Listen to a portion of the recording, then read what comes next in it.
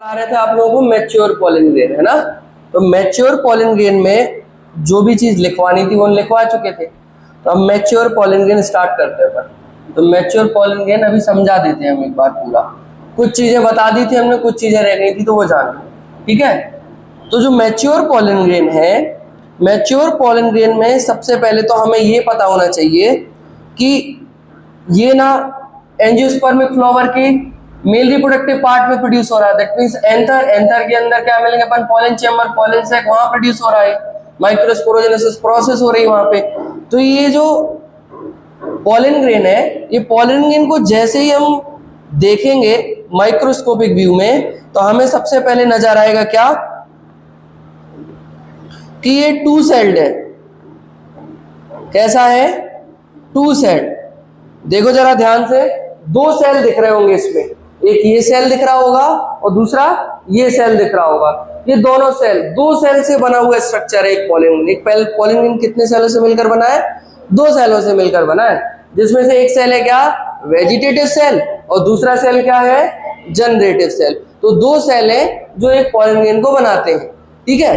तो ये जो दो सेल हैं ये तो एक पॉलन ग्रेन में होते हैं। और क्या क्या होता है पॉलन ग्रेन में? तो एक पॉलन ग्रेन में दो सेल होगा, एक वेजिटेटिव एक जनरेटिव, जिसको रिप्रोडक्टिव सेल भी बोलते हैं। और दो लेयर भी होती हैं। जो सबसे आउटर लेयर होती है वो होती है क्या, ये एक्साइन। क्या? ये एक्साइन होती है सबसे आउटर लेयर। उसके बाद एक अंदर की लेयर होती है, वो होती है इंटाइन, ठीक है ना। और जर्म पोर भी होता है और न्यूक्लियस भी होता है। तो अब जरा ये जो फ्लूइड लाइक सब्सटेंस दिख रहा है, ये साइटोप्लाज्म में ज्यादातर क्या है, साइटोप्लाज्म है, ठीक है।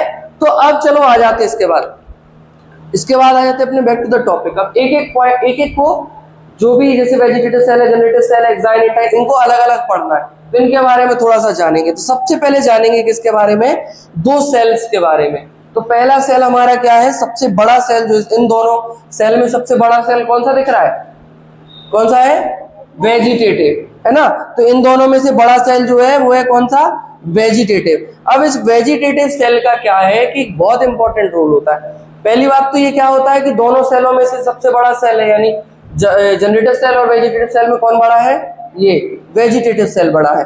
तो इसका काम क्या है? तो ये जो वेजिटेटिव सेल है बेटा, सबसे पहले इसका काम आप देख पा रहे हो कि ये अबंडेंट फूड, यानी बहुत ज्यादा फूड स्टोर करके रखता है। बहुत ज्यादा फूड रिजर्व्स होते हैं इसमें, है ना। फूड रिजर्व्स इसी में होते हैं, ठीक है। और उसके बाद इसका रिप्रोडक्शन से कोई लेना देना नहीं होता, लेकिन इसका एक इंपॉर्टेंट रोल क्या होता है कि ये पॉलन ट्यूब फॉर्मेशन में बहुत ज्यादा हेल्प।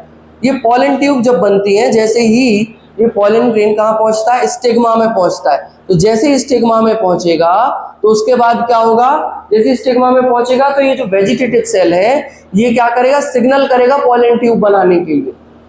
तो फिर स्टिग्मा स्टाइल और ओवरी को कनेक्ट करने के लिए स्टाइल से पॉलन ट्यूब्स रिलीज होंगे, और पॉलन ट्यूब्स इन्हीं गैमेट्स को कहां तक पहुंचा देंगे, एम्ब्रियो सैक तक, ओवरी तक। क्लियर? तो पॉलन ट्यूब्स पर बनाने में बहुत ज्यादा इंपॉर्टेंट रोल प्ले करता है ये वेजिटेटिव सेल। बहरहाल इसका फर्टिलाइजेशन से कोई ज्यादा रिश्ता नहीं होता, ठीक है। चलो इसके बाद दूसरे सेल में आते हैं। तो जो दूसरा सेल है ये बेटा कंपैरेटिवली कैसा है, जरा देखो इधर, ये कंपैरेटिवली कैसा है, ये कंपैरेटिवली टू वेजिटेटिव सेल ये कैसा है, छोटा है, स्मॉलर, इट इज स्मॉलर। तो छोटा है तो साफ साफ क्लियर ही दिख रहा है अपन को। और दूसरी चीज क्या है, ये स्पिंडल शेप का है। देखो जरा, इसके शेप में उसके शेप में फर्क है। ये स्पिंडल शेप्ड है, कैसा है, स्पिंडल शेप्ड है। और दूसरी बात क्या है, ये ना इस वेजिटेटिव सेल के जो साइटोप्लाज्म आपको दिख रहा है उसमें फ्लोट कर रहा होता है, उसमें फ्लोट कर रहा होता है, क्योंकि स्टेबल इसका वो नहीं होती जगह।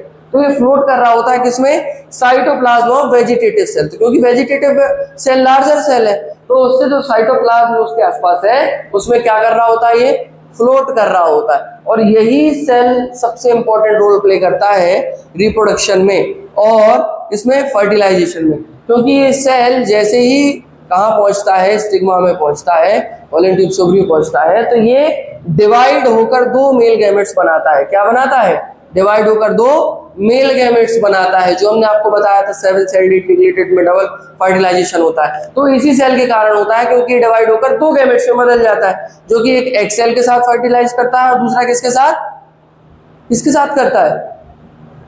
दूसरा करता था पोलर न्यूक्लियाई या फिर सेंट्रल सेल के साथ, जो ट्रिपल फ्यूजन बनाता था।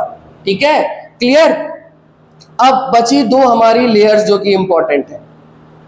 तो ये जो लेयर आप देख पा रहे हो, ये वाली लेयर, ये आउटर लेयर जो आप देख पा रहे हो, ये वाली आउटर लेयर, ये आउटर लेयर वो कहलाती है एक्साइन। क्या कहलाती है? एक्साइन। आप उधर देख पा रहे होंगे, ये इस लेयर की बात कर रहे हैं, एक्साइन कहलाती है। कौन सी लेयर कहलाती है? एक्साइन लेयर कहलाती है।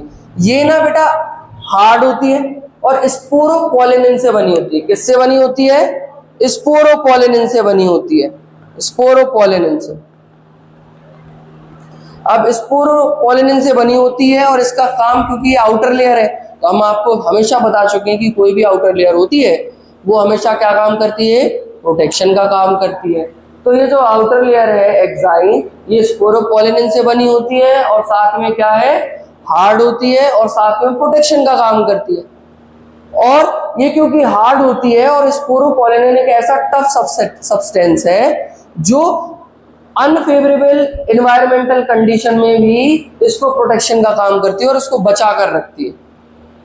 कौन? एक्साइन। इसीलिए एक्साइन बहुत इंपॉर्टेंट है इसके लिए। ठीक है, तो एक्साइन का रोल पता चल गया क्या है?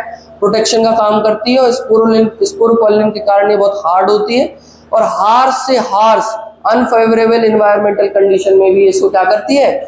बचा कर रखती है। क्लियर?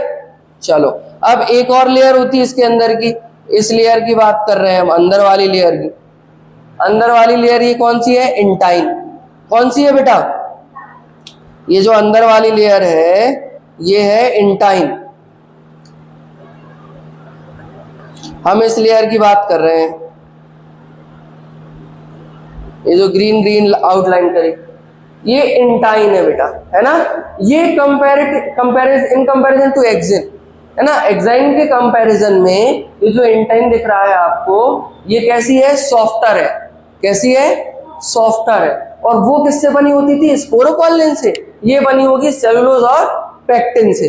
तो दो चीजों से मिलकर बनी होती है, सेलुलोज और पेक्टिन से। और ये किससे बना होता था? ये स्पोरोपोलिनिन से बना होता था। ये एक्साइन के कंपैरिजन में जल्दी डिग्रेड हो जाती है, यानी जल्दी इसमें क्या हो जाता है? इफेक्ट आते हैं। क्लियर? तो पॉलन ग्रेन के जो मेन स्ट्रक्चर है, मेन जो उसके अंदर जो मेन कंपोनेंट्स हैं वो यही चार है, एक वेजिटेटिव सेल, एक जनरेटिव सेल, एक्साइन और इंटाइन। ये चार चीजें सबसे ज्यादा इंपॉर्टेंट है इस पॉलन ग्रेन में। ठीक है, ये एक मैच्योर पॉलन ग्रेन है। हम वेजिटेटिव सेल है इसका रोल बता चुके हैं कि ये पॉलन ट्यूब फॉर्मेशन में मदद करता है फर्टिलाइजेशन के टाइम, और ये फर्टिलाइजेशन में डायरेक्ट इन्वॉल्व होता है क्योंकि यही जो जनरेटिव सेल है ये डिवाइड होकर 2 मेल गैमेट्स में बदल जाता है। और एक्साइन प्रोटेक्शन का काम करती है, इंटाइन भी प्रोटेक्शन का काम करती है, लेकिन वो इनर है, सॉफ्टर है, तो एक्साइन से ही काम चल जाता है। और इंटाइन है जो वो सेलुलोज और पेक्टिन से बनी है, और एक्साइन किससे बनी हुई है? स्पोरोपोलिनिन से, जो कि हार्ड सब्सटेंस है। Clear? For more educational videos please subscribe, like and share.